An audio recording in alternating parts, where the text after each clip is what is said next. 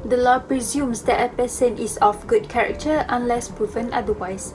If a statement about a person is defamatory and affects the reputation of the person in the eyes of the public, that person may have a claim for defamation against the maker of that defamatory statement. The case that had been chosen was a defamation case involving Irene Fernandez, who is a well-known social activist. The case was filed against Utusan Malaysia Sdn Bhd. On 20 September 1995, the first defendant, the publisher and owner of the newspaper Utusan Malaysia, published an article written by the second defendant, a Utusan Malaysia employee in the newspaper. The third defendant, Utusan Malaysia's acting Ketua Meja Rencana at the time, created the headline for the contested piece, Sikap Irene Lengahkan Siasatan. The plaintiff, who was also a director of Tenaga Nita Sdn Bhd, has filed a lawsuit against the newspaper, alleging that she was unable to cooperate with the police in their investigations of the allegations mentioned in the memorandum. She further claimed that her character and reputation had been badly injured, that she had been damaged, and that she had been the target of public scandal. Due to the severity of the claims made by her, the defendants argued in their defense that the plaintiff should have extended her cooperation to the police in their investigation by attending an interview. In this case, the High Court was the only involved in the proceedings. Highlight of the issue. The plaintiff, a director of Tenaga Nita Sdn Bhd, was suing three defendants of Utusan Melayu Sdn Bhd for defamation and seeking damages and permanent injunction. The plaintiff stated in her amended statement of claim filed on February 28, 2000 that the second defendant wrote an article titled Sikap Irene Lengahkan Siasatan that was published in a newspaper article. According to the plaintiff, the words in their ordinary and natural meaning mean that she was actively ignoring the police, trying to delay giving a statement to the police, and had lied about her health to evade police. She also claimed that she had been severely harmed in her character and reputation, that she had suffered damages, and that she had been subjected to public scandal, odium, and contempt. The defendants claimed in their defense that the words in the article meant that the plaintiff should have extended her cooperation to the police in their investigation by attending an interview due to the gravity of the allegations made by her and Tenaga Nita. In the defamation claim she won against the Malay language daily, Utusan Malaysia was ordered to pay plaintiff 91,000 ringgit in legal fees. The judgment was made in private at the court complex on Thursday by Senior Assistant Registrar A. Kavita. The sum is in addition to the 200,000 ringgit in general damages awarded by the High Court to the plaintiff in regard with an article published in Utusan Malaysia's Focus column on 20 September 1995. Johardi Ibrahim, a writer, is also mentioned as a co-defendant in the lawsuit. An order prohibiting the first defendant, its agents, officers or employees from publishing or inducing to be published as well or any similar libel about the plaintiff. As a result, the defendants must pay the plaintiff the consequences of the action.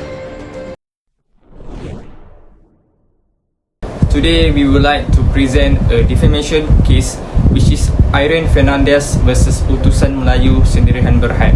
The plaintiff. The plaintiff is the person or entity who files the lawsuit. Irene Fernandez, 18 April 1946, 31 March 2014, was a director of Tenaga Nita Sdn Bhd, a public figure and well-known social activist in primarily migrant workers' rights and women's rights. She also was a People Justice Party Keadilan Supreme Council member. She received the Right Livelihood Award in 2005 for her remarkable and courageous struggle to to end violence against women and migrant and poor workers abuses. The defendants, the person or entity who is being sued is referred to as the defendant. The first defendant is the publisher and owner of the newspaper Utusan Malaysia. Utusan Malaysia was founded in 1939 as Utusan Melayu with headquarters on Queen Street in Singapore. It was founded by Yusof Ishak. Utusan Malaysia is a Malaysian Malay language daily newspaper and the oldest Malay language newspaper in Malaysia and the world. The second defendant is Juhardi Ibrahim, an employee of Utusan Malaysia. The third defendant is Nur Hazani Binti Musa, the acting Ketua Meja Rencana of Utusan Malaysia. Based on the case of Irene Fernandez versus Utusan Malaysia, the way of a defamatory statement being used by the defendants against the plaintiff was made through writing. Writing generally means publishing an untrue statement by writing it down or printing on the surface by producing words, letters or numbers that give necessary information or meaning that will cause defamatory. In this case, the statement defamatory was used to prove when the article was published in September 1995. The first defendant had published a publication written by the second defendant in the said newspaper. The impugned article's header was created by the third defendant, Utusan Malaysia's acting Ketua Meja Rencana at the time. The plaintiff disclosed accusations of torture and death in Malaysian detention camps for illegal immigrants at a press conference in August 1995. This has led to a police investigation against her for spreading false news. The report went on to say that Fernandez had not cooperated with the police in their investigation into claims made in memorandum.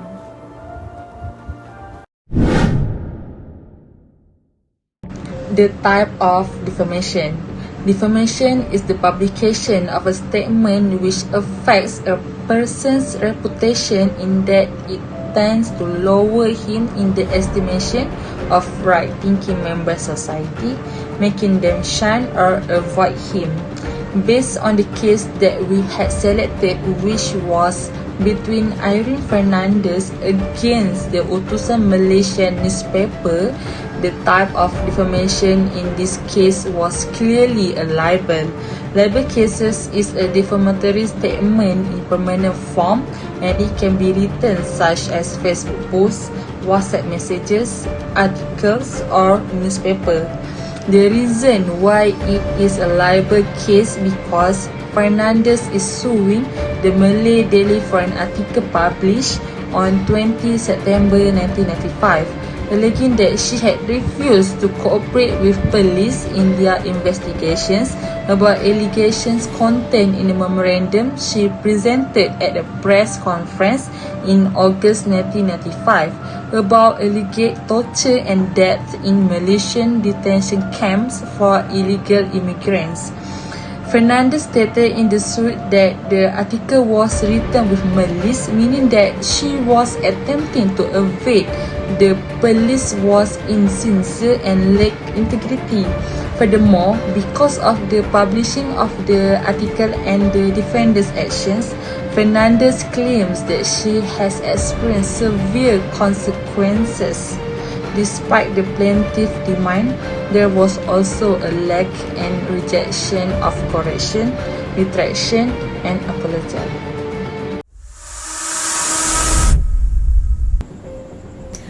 The case has been solved and Irene Fernandez won the case against Utusan Malaysia.